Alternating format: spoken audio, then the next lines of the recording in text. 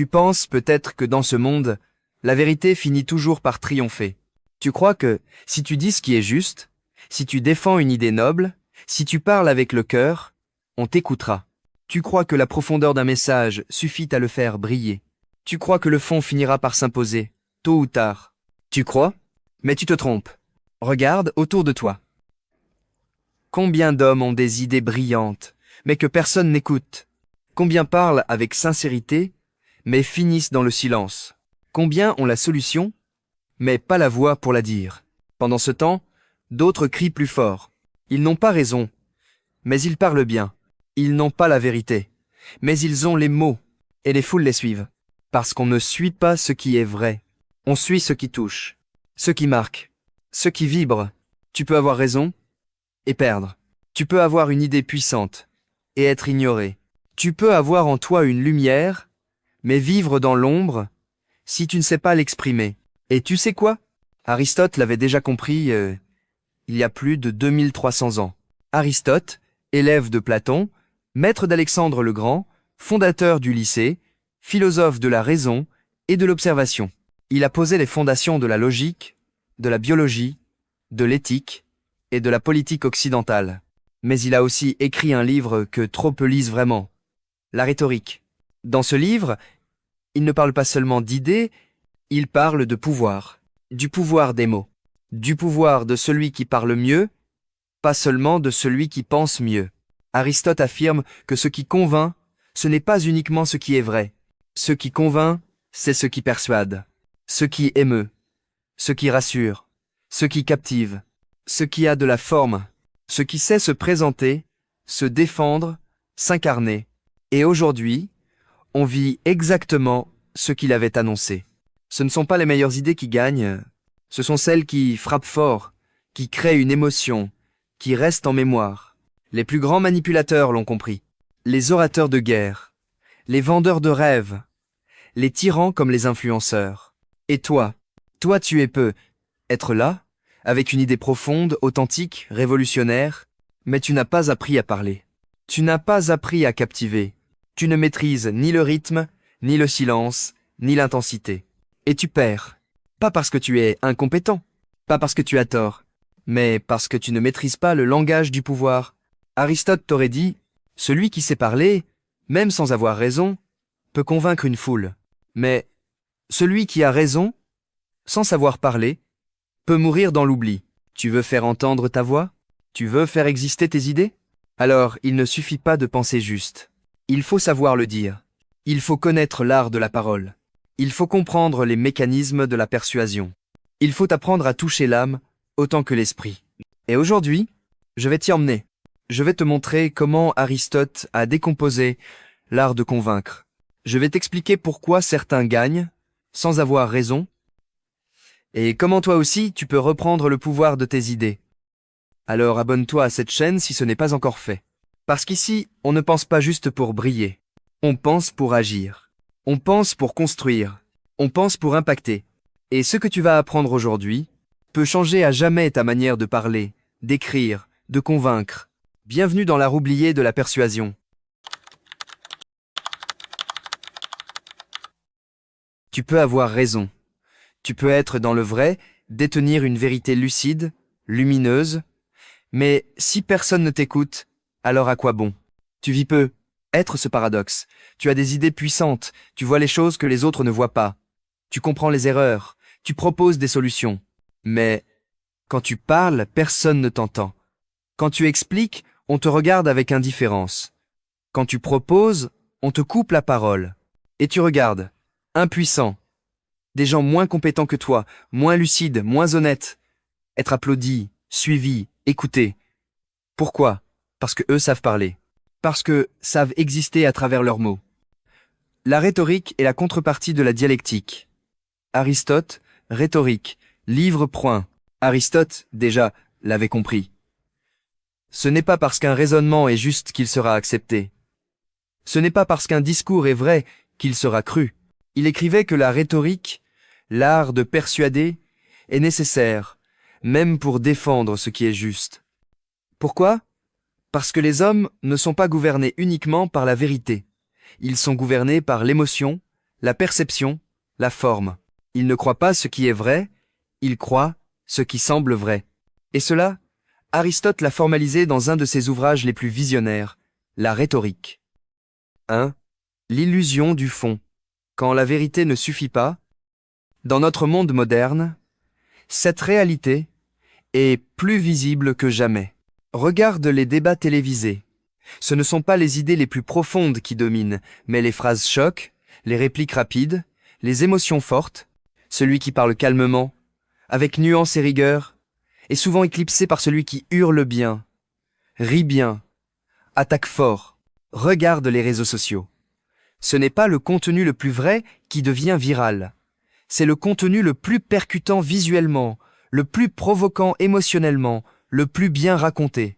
Tu peux écrire un article de 10 pages bourré de vérité, mais une vidéo de 30 secondes avec de la musique, des images et une belle narration te volera toute l'attention. Regarde les figures d'influence dans notre société. Certains ont bâti des empires non pas parce qu'ils avaient des idées révolutionnaires, mais parce qu'ils savaient les vendre, parce qu'ils savaient parler. Ce n'est pas en enseignant la vérité que l'on triomphe, mais en la rendant convaincante. Synthèse de la pensée d'Aristote. Aristote savait que dans les tribunaux, les gens pouvaient être convaincus par des discours bien menés, même si ces discours n'étaient pas vrais. Ils ne le célébraient pas, ils ne s'en réjouissaient pas. Mais il disait, « C'est ainsi que le monde fonctionne. » Et aujourd'hui, c'est toujours ainsi. 2. L'idée a besoin d'un corps. Le langage comme vecteur de pouvoir. Tu as une idée? Elle n'existe pas encore. Pas tant que tu ne l'as pas incarnée dans un discours, dans une forme, dans un langage qui la rend visible et accessible. Aristote disait que le langage est à l'idée ce que le corps est à l'âme. Sans expression, l'idée reste invisible, comme une âme enfermée. Il est dans la nature de l'homme de rechercher la vérité, mais aussi d'être ému par ce qui frappe ses sens. Aristote, rhétorique. Une idée bien formulée, c'est une idée qui prend vie. Elle touche, elle bouge, elle frappe. Une idée mal exprimée, c'est une idée mort-née. Elle retourne dans l'oubli, même si elle est géniale. Et c'est là que beaucoup tombent dans l'erreur. Ils croient que la clarté viendra d'elle-même, que la profondeur se suffit à elle-même. Mais une idée qui n'est pas traduite dans un langage clair, vivant et vibrant est condamnée à mourir avec son créateur. 3. Exemple moderne. Quand le style dépasse le fond. Steve Jobs n'était pas l'ingénieur le plus brillant d'Apple, mais c'est lui qui présentait les produits, c'est lui qu'on écoutait. Pourquoi? Parce qu'il savait parler, il savait raconter. Il ne vendait pas des processeurs, il vendait une vision, il ne disait pas ce que l'iPhone faisait, il disait ce qu'il changeait dans la vie des gens. Pendant ce temps, des ingénieurs anonymes, géniaux mais silencieux, bossaient dans l'ombre. Regarde les campagnes politiques. Ce ne sont pas toujours les programmes les plus justes qui gagnent. Ce sont ceux qui sont clairs, bien répétés, chargés d'émotions. Un politicien peut dire des absurdités. Mais si c'est dit avec confiance, rythme et présence, cela passe. Combien de vidéos vues par millions sont pleines de vide? Et combien de vidéos profondes n'atteignent personne? Ce n'est pas parce que tu dis quelque chose de fort que les gens t'écouteront. C'est parce que tu les accroches, dès la première seconde. C'est parce que tu crées une tension, un mystère, une émotion. 4. Aristote, précurseur du storytelling. Aristote avait déjà compris que le cerveau humain ne retient pas les idées abstraites, mais les histoires, les images, les affects. Ce n'est pas le raisonnement pur qui persuade, mais ce qui agit sur l'imaginaire et les émotions. Dans Poétique, il explique pourquoi la tragédie touche plus que n'importe quel raisonnement, parce qu'elle montre, elle fait vivre, elle émeut. Aujourd'hui, on appelle cela le storytelling. Ce que fait un orateur, un coach, un politicien, un créateur YouTube, il ne balance pas des concepts. Il raconte, il incarne, il fait sentir. Et cela, Aristote l'avait vu venir. Il l'avait structuré. 5. L'appel à la responsabilité. Tu n'as plus d'excuses. Tu ne peux plus te cacher derrière l'idée que le fond suffit. Ce n'est pas vrai. Le monde ne marche pas comme ça. Et Aristote, avec tout son amour pour la logique et la raison, l'a admis. Alors tu as deux choix. 1. Continuer à croire que ton idée finira par s'imposer toute seule et rester dans l'ombre. 2. ou apprendre à la porter, à la défendre, à la faire vibrer dans l'âme de ceux qui t'écoutent. Parce que la vérité a besoin d'un soldat.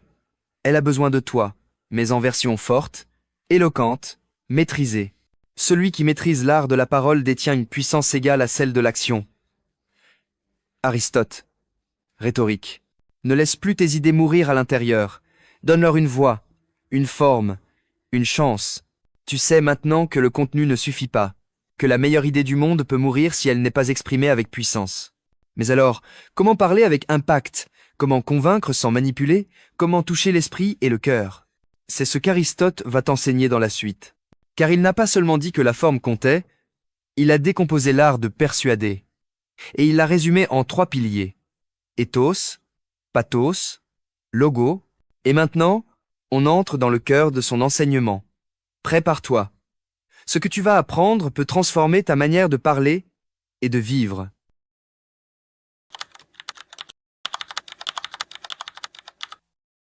Tu veux convaincre? Alors arrête de parler comme un simple donneur d'idées. Tu ne vends pas des vérités. Tu crées des ponts. Tu ouvres des âmes. Tu ébranles des certitudes. Et pour ça, Aristote ne t'a pas laissé sans outils. Dans la rhétorique, il ne nous donne pas une recette. Il nous offre une architecture. 3 piliers, 3 forces, 3 leviers. L'éthos, qui tu es quand tu parles. Le pathos, ce que l'autre ressent quand il t'écoute. Le logo, ce que tu démontres quand tu poses ton idée. Ce ne sont pas des options. Ce sont des fondations. 1. Le tos, l'âme de celui qui parle. Nous croyons plus volontiers ceux qui sont dignes de foi. Aristote, rhétorique, livre prêt. L'éthos, c'est ton autorité morale. Ce n'est pas ton diplôme. C'est ta crédibilité perçue. C'est la trace que ta personnalité laisse avant même que tu n'ouvres la bouche. Ce que les gens ressentent de toi. Ta posture, ton regard, ton calme, ton histoire, ton humilité, ton courage, ton intégrité. Aristote insiste. Pour persuader, il faut être quelqu'un de convaincant, pas juste dire quelque chose de convaincant. Ce n'est pas le contenu de ton discours qui parle en premier, c'est toi. Pourquoi tant de gens ont cru Steve Jobs, même quand il vendait des choses objectivement très chères? Parce qu'il incarnait une vision, un style de vie, une obsession du détail. Il était perçu comme authentique, passionné, presque mystique. Il ne vendait pas un téléphone. Il vendait l'idée de penser différemment. Même chose pour Martin Luther King. Son « I have a dream » aurait pu être ridicule s'il n'avait pas incarné par sa vie le combat qu'il défendait. Et toi, quel est ton ethos? Que ressens-tu quand tu parles? Est-ce que les gens sentent une voix droite? Une colonne vertébrale? Une sincérité viscérale? Tu peux lire 1000 livres de rhétorique. Mais si tu triches avec toi-même, tu ne persuaderas personne. Parce qu'au fond, on croit moins les mots que le regard. 2. Le pathos, l'émotion comme moteur. La persuasion est produite par le discours lorsque nous suscitons une émotion dans l'âme de l'auditeur. Aristote, rhétorique, livre 2. Tu veux convaincre un homme? Fais-le ressentir. Ce que l'esprit saisit, l'âme doit le goûter. Le pathos, c'est le lien entre ton message et le cœur de celui qui t'écoute. Pas de persuasion sans émotion. Pas de mémoire sans vibration. Aristote l'avait compris, un discours sec est un discours mort. Une démonstration logique sans chaleur est une machine froide. Pourquoi les vidéos de certains youtubeurs te hantent pendant des jours? Parce qu'ils te parlent avec le feu, parce qu'ils t'émeuvent, parce qu'ils te mettent face à toi-même. Pourquoi un politicien peut retourner une foule? Pas parce qu'il dit la vérité, mais parce qu'il fait ressentir quelque chose. Espoir, peur, fierté, nostalgie. Il ne parle pas au cerveau. Il parle aux entrailles. Et toi, quand tu parles, que déclenches-tu? De l'ennui ou du frisson? De l'indifférence ou de l'urgence? Du confort ou de la tempête? Les idées changent peu, mais les émotions changent tout. Mais attention, le pathos ne veut pas dire manipulation. Il ne s'agit pas de pleurer ou de hurler. Il s'agit d'incarner l'émotion juste, celle que ton message mérite, celle que la vérité porte en elle. Une vérité froide n'a pas d'allié, mais une vérité chaude peut soulever des peuples. 3. Le logos, l'intelligence du message. Le logo consiste dans la preuve, ou l'apparence de preuve, fournie par le discours lui-même. Aristote, Rhétorique, livre 1. Le logo, c'est le contenu, la structure, la clarté, c'est l'ordre de ton idée. Sa logique interne, c'est ce qui fait que l'autre dit « ça a du sens, je comprends, je suis d'accord ». Mais attention, le logo n'est pas un empilement de faits. C'est une démonstration vivante, une idée bien expliquée, bien liée, bien illustrée. Les TED Talks les plus puissants ne sont pas ceux qui récitent des données, ce sont ceux qui racontent une histoire, posent une question simple, puis déroulent un raisonnement clair, fluide, irrésistible. Un bon logo, ce n'est pas une encyclopédie, c'est un chemin. Tu prends ton spectateur par la main et tu lui dis « Viens, regarde, comprends. Tu vois maintenant ? Et toi, quand tu parles, est-ce que ton idée est structurée ? Est-ce que tu guides ? Ou est-ce que tu perds ton auditeur dans le brouillard ? Tu veux être écouté ? Alors apprends à ordonner ta pensée. Une idée sans structure, c'est comme une maison sans fondation. Elle s'effondre à la première critique. Les trois réunis. L'architecture d'un discours puissant. Aristote ne te dit pas de choisir entre ethos, pathos et logo. Il te dit de les unir. Les vrais orateurs sont ceux qui inspirent confiance par ce qu'ils sont, ethos, touchent les cœurs par ce qu'ils font ressentir, pathos, convainquent les esprits par ce qu'ils expliquent, logos. Barack Obama, lorsqu'il parlait de l'Amérique post-raciale, il incarnait un symbole d'unité, ethos. Il racontait des histoires personnelles, parfois poignantes, pathos. Il déroulait une vision claire, logique, structurée, logos. Ou plus près de nous, sur YouTube, certains créateurs ne font que donner des conseils, et on les oublie. D'autres, on s'en souvient pendant des années, parce qu'ils ont un style, une présence, une intention. Ils ne disent pas des choses plus vraies, ils les disent mieux. Et toi, qu'attends-tu ? Tu veux défendre la justice ? Tu veux transmettre une idée ? Tu veux inspirer, guérir, réveiller ? Alors cultive tes trois piliers, travaille ton ethos. Deviens quelqu'un d'incorruptible. Active ton pathos. Parle avec ton cœur, pas ton ego. Structure ton logo. Ne pense pas seulement à ce que tu dis, mais à la clarté de ton cheminement. Aristote l'avait vu venir. La rhétorique est l'analogue de la dialectique. L'une comme l'autre est commune à tous les hommes. Traduction : tout le monde peut apprendre à parler.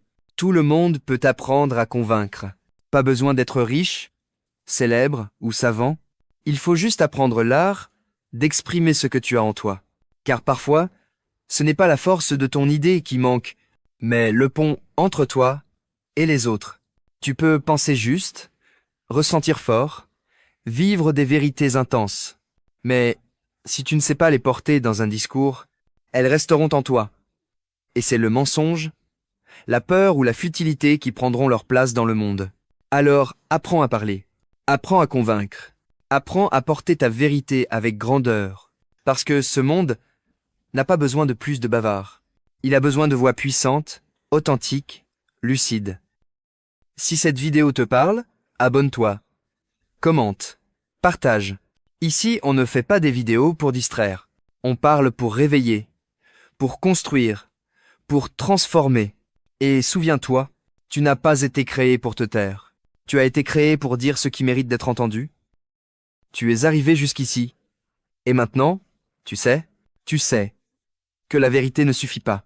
Tu sais que les idées les plus nobles peuvent mourir dans le silence si elles ne sont pas bien exprimées. Tu sais que la justice peut échouer si elle ne trouve pas une voix assez claire, assez forte, assez humaine pour la porter. Et c'est précisément pour cela qu'Aristote a écrit la rhétorique. Pas pour tromper, pas pour manipuler, mais pour défendre ce qui est vrai, avec les armes de la forme, de la clarté et de l'émotion. Tu n'as pas besoin d'être un orateur spectaculaire. Tu n'as pas besoin de parler fort, ni d'utiliser de grands mots. Mais si tu crois en ce que tu dis, alors tu as le devoir d'apprendre à le dire bien. Parce qu'au fond, le monde ne manque pas de vérité. Il manque de porteurs de vérité. La parole est le miroir de l'âme. Aristote. Tu veux changer les choses ? Apprends à parler.